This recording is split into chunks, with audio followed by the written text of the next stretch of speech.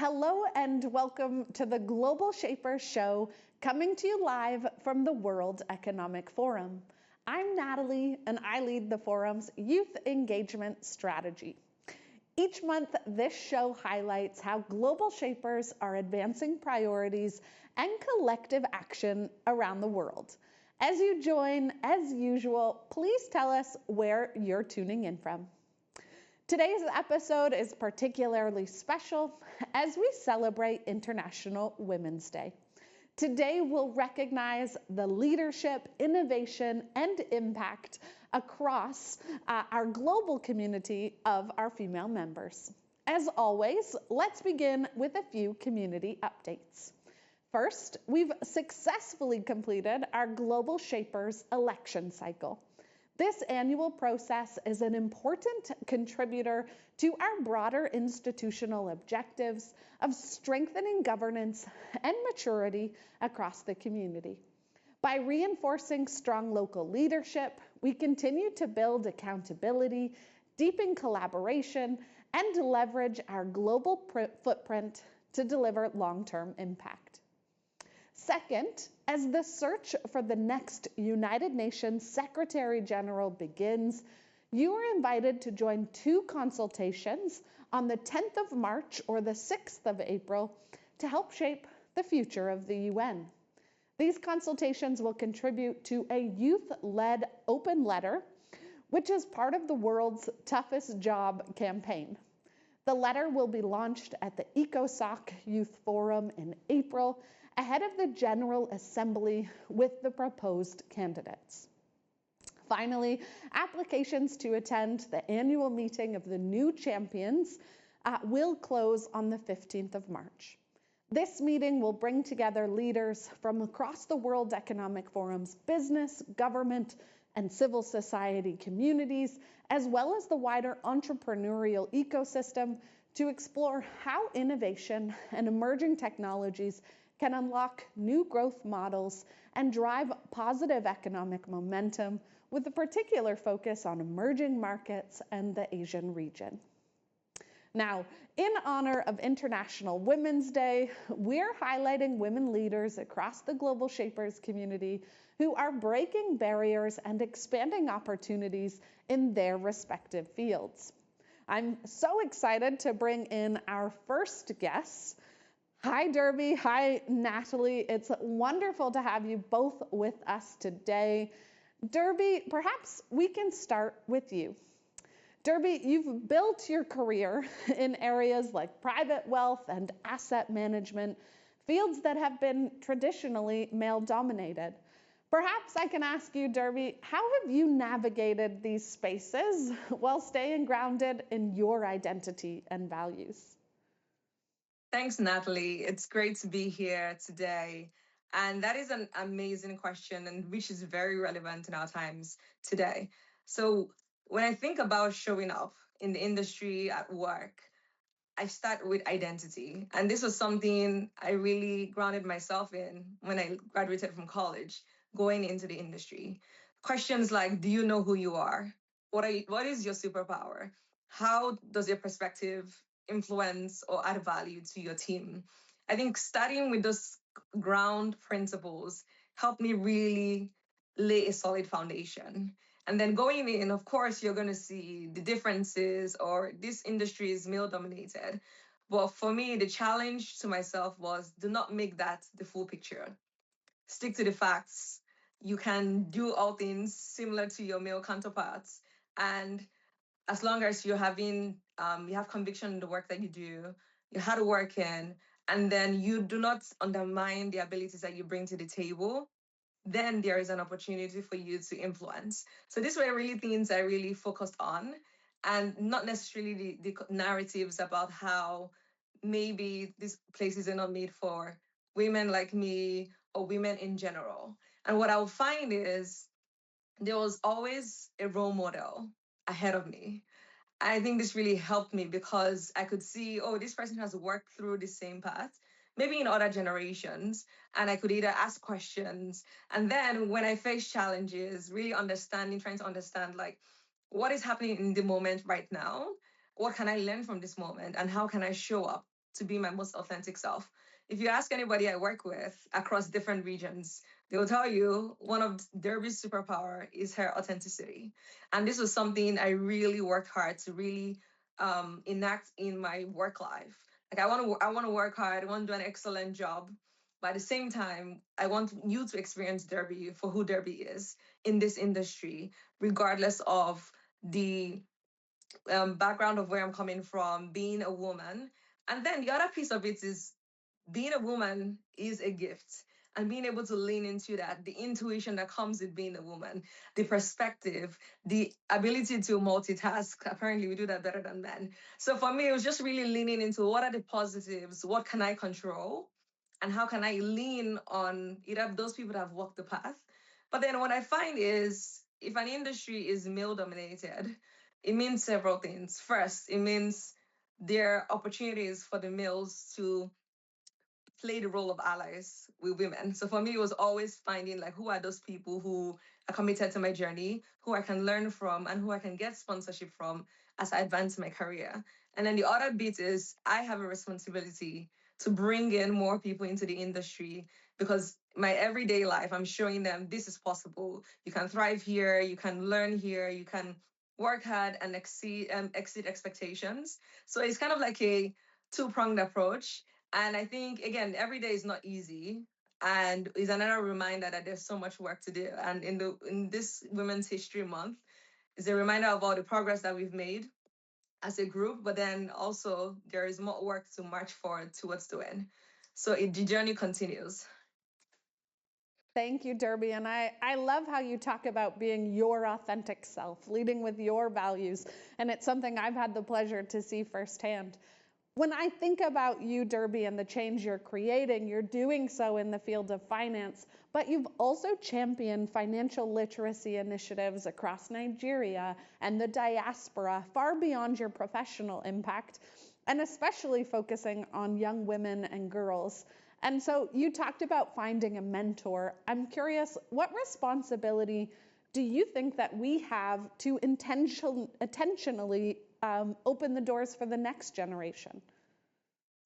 I believe every one of us who has walked through a door has a responsibility to open the door for someone else and also pass the baton to that person, to the next person. And that's how you have a legacy of impact making. I personally have had so many women from different backgrounds, different ages pour into me. And a lot of times, the reason they poured into me is they either loved my story, they saw something in me I didn't see in myself, and that there lies the responsibility we have to show other women, which is why a lot of my work is centered around young women because young women have the ability, there's so much in stock for them. And as they grow, there's that question about identity forming and also shaping that into the ability to grow and make an impact in whatever world that they will be in. And when I think about responsibility, I think about understanding that everyone has a role to play. And every woman out there, you don't have to be a CEO to impact young women. Wherever you are, you're defying the odds that somebody else cannot fathom is a reality. And that right there is an opportunity to show them the way, to open the door. So, which is why I always prioritize mentorships. I would always take a call, I'll answer a question because someone answered the question of mine years ago that showed me the way to where I am right now. So, everybody deserves that chance. And that chance can be given by every woman passing it on to the next woman. Thank you, Derby. I'm always inspired when I talk to you. So thank you for joining us today. Natalie, Thank you. I hope to turn to you next. Natalie, your work spans regenerative medicine, synthetic biology, and science communication. I'm curious, Natalie, from your experience, what barriers still limit women's participation in leadership and maybe in your industry specifically in STEM? Well, thank you, Natalie, for having me here, all the Global Shapers teams. I'm so excited. And I do want to share a little bit of my experience. But first, I just wanted to address that for women to pursue a STEM field. I would say there's the challenge is it depends on which region we focus in. Some are still not able to access education at all. So that should be a priority. But then focusing on where I'm from Chile, the scenario is very different. Around 50% of enrollment at universities correspond to women. But later, if you focus on STEM disciplines, it lowers around 20%. So what I've seen regarding my experience from my friends, colleagues, and also what has been reported is that this gap, of course, it not starts when you go into universities beforehand, and it implies, the basic exposure to science and technology, the visibility of roles of women in STEM, and environments that, of course, can improve and promote this journey. Just only being able to show women that are thriving in these spaces. Um, so I would say the main barrier is representation and leadership and decision-making spaces.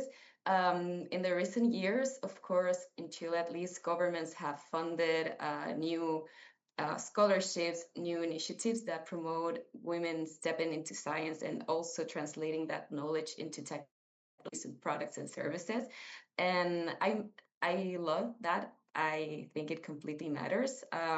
Because if we do not show young women and even girls that there's a role figure, you can achieve greatness in the spaces, not being great, in the beginning, but having this journey where you get to collaborate with other people that can nurture your journey.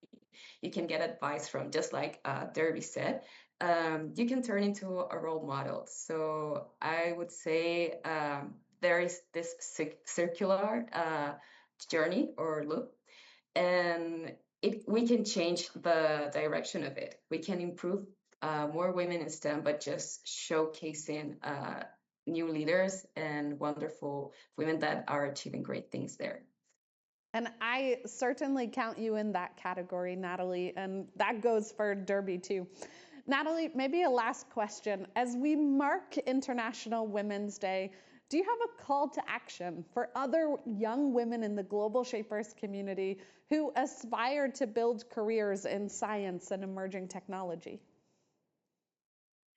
I would say to just keep continuing being curious, to engage with other people. There are so many spaces that you don't even know that you belong, and it's part of the journey when you're starting.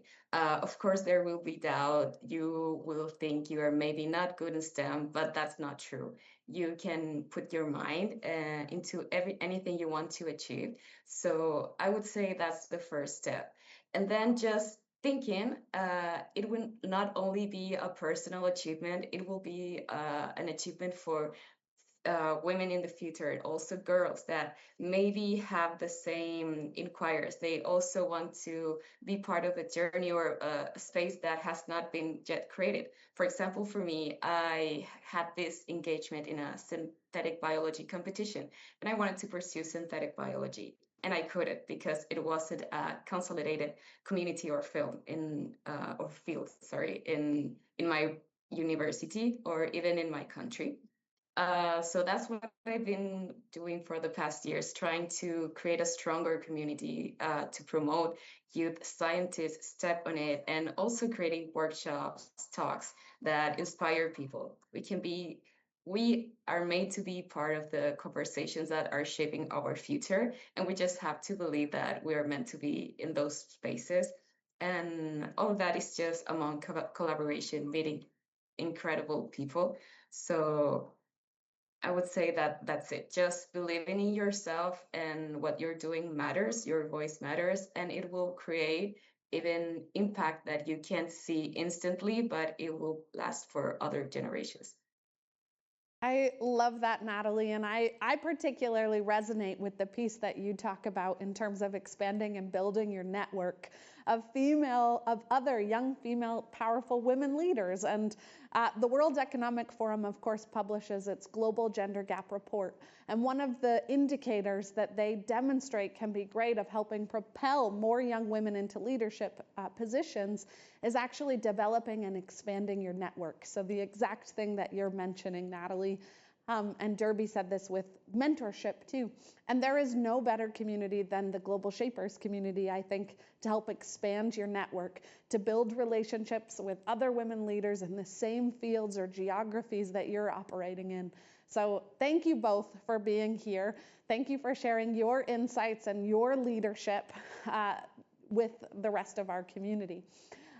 For those of you who are watching across the Global Shapers community, women are not only shaping conversations like this, they are delivering tangible impact on the ground, from advancing financial literacy and economic inclusion to supporting women entrepreneurs, to mentoring girls in STEM and leadership. Global Shapers are leading projects that uplift women and girls in communities around the world. And today's episode is a reminder that empowering women is not just a global priority, it's something that our community is actively working on every day, hub by hub. To close today's episode, I say thank you to Natalie and Derby, and I'm also honored to feature another inspiring leader from our community. Late last year, we had the opportunity to sit down with Sunita Dangol from the Kathmandu hub in Nepal. At just 29, Sunita was elected Deputy Mayor of Kathmandu, receiving the largest electoral margin across all of Nepal's municipalities. Since we recorded this interview, Sunita's leadership journey has continued to evolve, and now she's serving as the acting mayor of Kathmandu, continuing her work to promote inclusive governance, youth empowerment, and sustainable urban development. Let's now close today's episode with our conversation with Sunita. Today is such an exciting episode of the Global Shapers Live show because I'm here joined by the Deputy Mayor of Kathmandu, Sunita Dangol. Thank you, Sunita, for being with us. Thank you so much for inviting. Thank you. So today's episode, of course, we want to get into your political career, but I also want to learn more about your leadership journey. And so I'm curious, did you always envision a career in politics, or what was your journey to where you are right now? I was always interested in politics. I always wanted to learn more about politics, and also I believed in the power of policy. But coming into politics itself is quite unexpected and surprising for a lot of people because I don't belong to a political family. I didn't have typical political experience, so it was quite surprising, especially in terms of coming into the politics in my late 20s.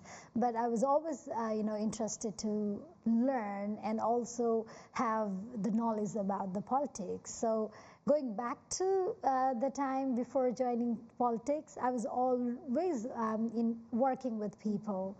I was leading a campaign to revive the cultural heritages, especially our indigenous language, and also the long lost scripts. And along with that, because I had a history, where I actually fought for the beauty pageant competition, and from there I started my social activism journey. I was more focused into education and also linking urban children to the rural children. And along with that, I also worked into the City Planning Commission of Kathmandu Metropolitan City for 4 years, where I learned about how actually the city office run. And there were a lot of dissatisfaction, there are a lot of queries, there are a lot of opportunities that I could see. And then I thought, like, why not? If you are approved from the people, then why not to be in the position where you can run the city in the best possible way? To me, your journey is so inspiring. You're the founder of a nonprofit organization. You're a community organizer. You've been mobilizing young people. You were the youngest ever member of the City Planning Commission, and now you're in the position of deputy mayor. Your leadership journey is so diverse, but it's also so profound. And so to sit with you today is really a privilege. I want to ask you, what were some of the first steps you took when running for deputy mayor? What did that campaign look like? What were some of the challenges, and what were some of the things you learned in that time? Oh, it was quite interesting. So when I still remember the steps that I took, it's a roller coaster ride, I must say. So the work that I did for almost a decade of time, so it was somehow became the foundation for my journey. As I mentioned, like I was already working into community, from reviving our traditional script language to teaching, empowering women, and also working with children, working with people of all the genders, and closely working with people was something that I was and I am so into. So that actually helped me to prepare myself. At the same time, it's, having experience of working with the people is not enough. It's so important to learn, how the government office actually works. And working in City Planning Commission added a value. And also it gave me, somehow a picture like, how it looks like when you work into the government office itself and what are the things that you need to be prepared. So for the preparation, the first thing was I did a decision, which was quite surprising for a lot of people, even including my family members. And then once I made a decision, I stick to it. And I took all the possible strategies and steps which could lead me to, fight for the election. And I also wanted to break the narrative that, the political parties only give ticket to those who have political background, a long history of political background or political family background. And somehow I broke that stereotype. And for that, it was not an easy job. It was very tough. And the lesson that I learned in the journey is it's not just about targeting your goal. It's also about enjoying all the processes. It might not be bright sunny day always, but you have to be calm, especially when there is storm. And in the journey, you will face a lot of storm, for which you might not be prepared. But being patient and being calm, and also being strategic, being watchful is so important when it comes to politics. And at the same time, you should be ready to sacrifice. And you should be ready to deal with a lot of things that you might not be prepared for.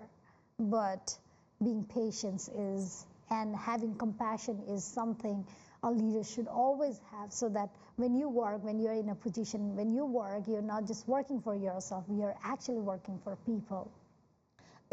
To me, it's so inspiring to hear the values that guide your leadership. We've heard service, compassion, empathy, but you also talked about defying stereotypes, really practicing your own form of leadership. And so if you were to describe your ambitions or your leadership style or your approach to taking office, what do you think are those values that are most important for you? People usually take that kindness is weakness, but kindness is a new style of leadership that we should have. And I really believe in that line. Compassion is something that leaders should have.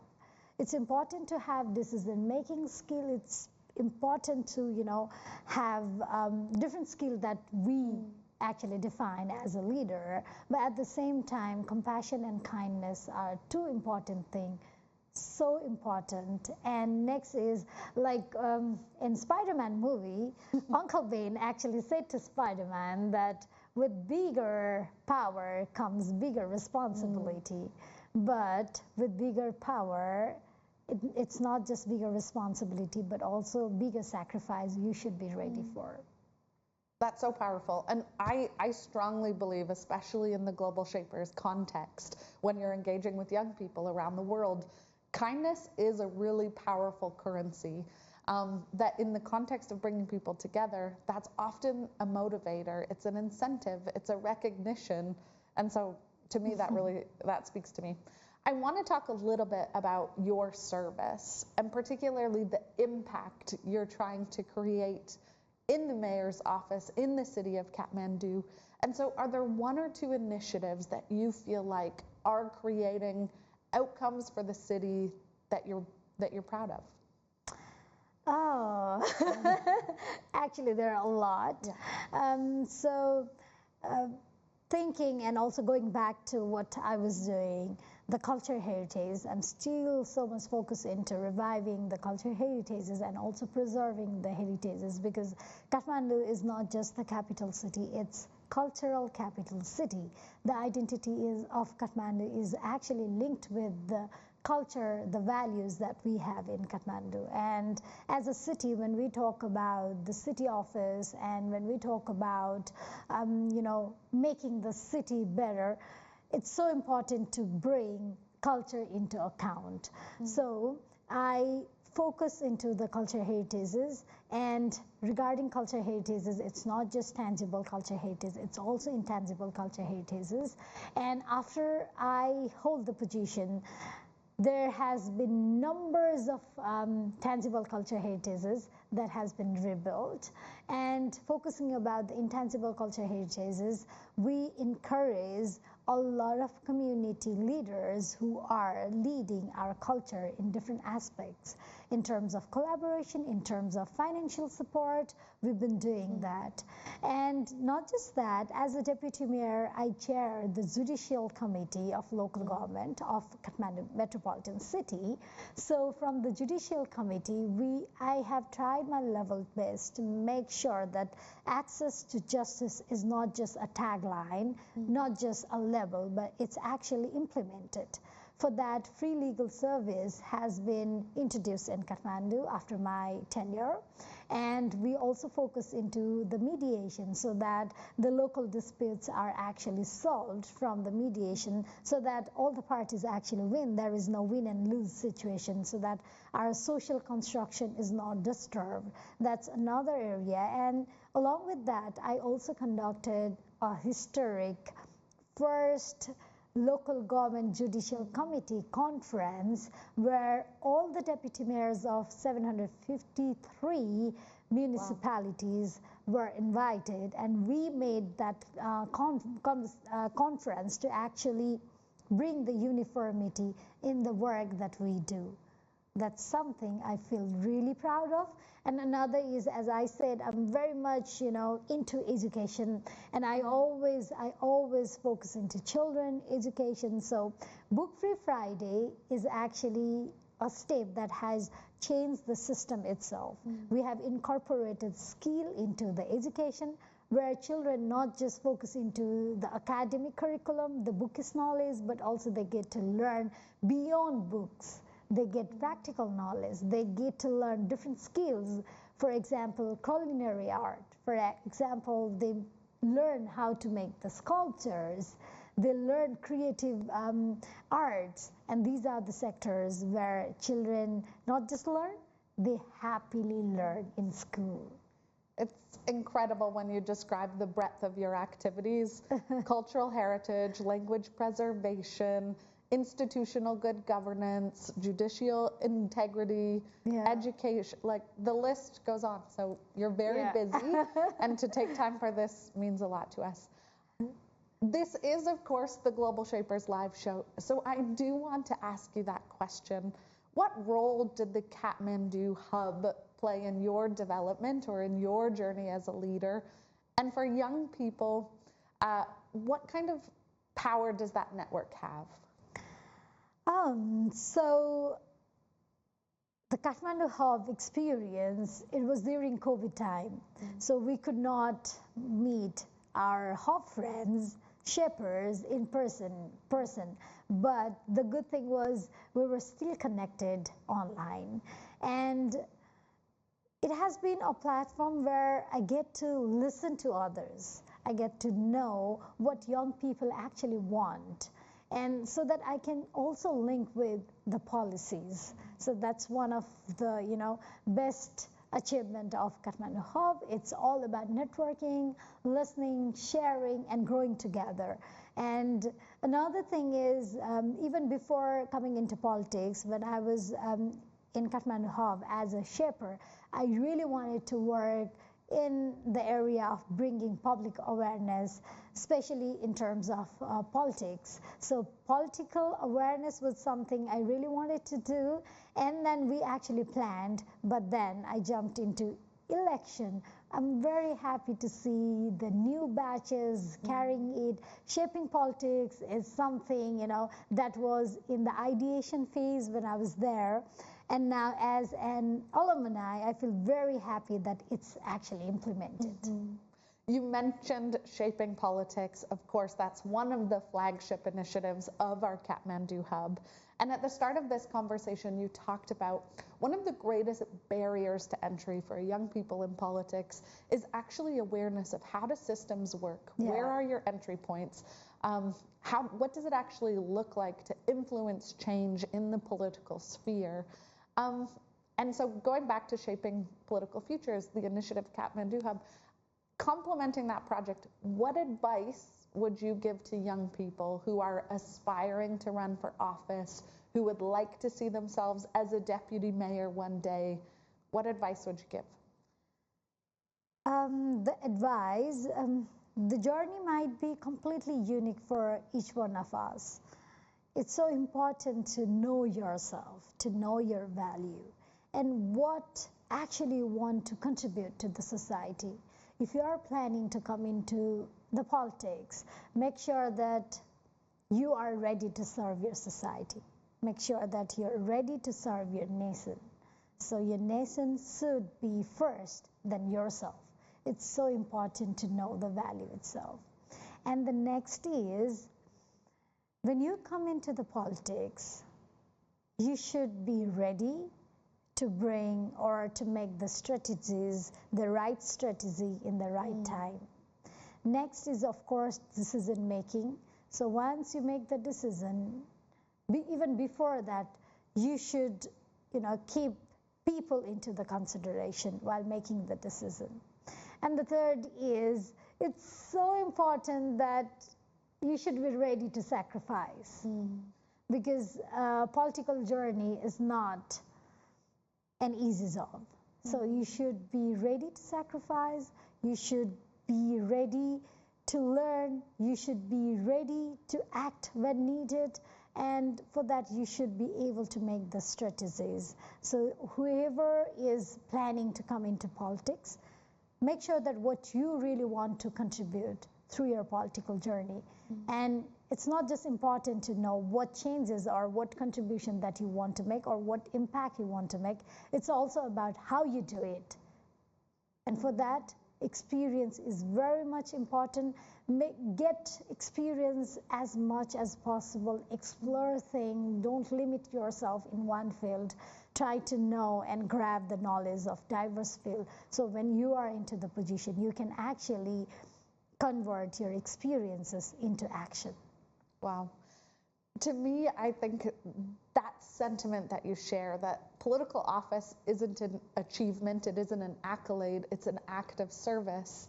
And so thinking through what's the change that you want to make? What are the strategic policies you would want to implement? How are they co-created and designed with the communities that you serve? And how are you building your knowledge to be able to effectively achieve that? Those are really powerful reflections, I think, to close. Last but not least, we close our live shows with a few rapid fire questions. Okay. So if you're ready, I'm going to ask, who is one role model you truly admire? So, Dr. Ozzy Krantisake, who is also my mentor, I really admire him in terms of the mentorship that he gives to young people. I really admire him. And along with him, Dr. Anjan Shatke, amazing person who motivates young people. Amazing. What is one book on your reading list right now? Okay, so it's A Zen Doctrine of No Mind by D.T. Suzuki, the book that I am into now. I have some research to do after this. One issue you believe every young person should care about? Every young person should care about the climate change. It's a serious issue. I agree. One surprising fact about Nepal or Nepali politics that most people don't know? Okay, interesting. I don't know if you know that. Okay, so we have the constitutional provision of at least 33% of the member of parliament has to be women, which is, in terms of quota, it's larger or it's bigger than many democratic countries. That's incredible. Okay, last but not least, what's one stereotype about young people that you would like to challenge? Too young, too unserious, and too impractical. Yes, and I think you individually, through your leadership, are absolutely defying those stereotypes. Thank you. That brings us to the end of our conversation. I would like to extend a heartfelt thank you to our Deputy Mayor of Kathmandu, Sunita Dangol, for sharing your journey, your vision, your best practices and lessons learned. From preserving heritage and language to advancing inclusive governance and standing with vulnerable communities, you remind us that leadership is about service, courage, and integrity. Thank you for being with us. Thank you so much. Thank you for having me. Thank you.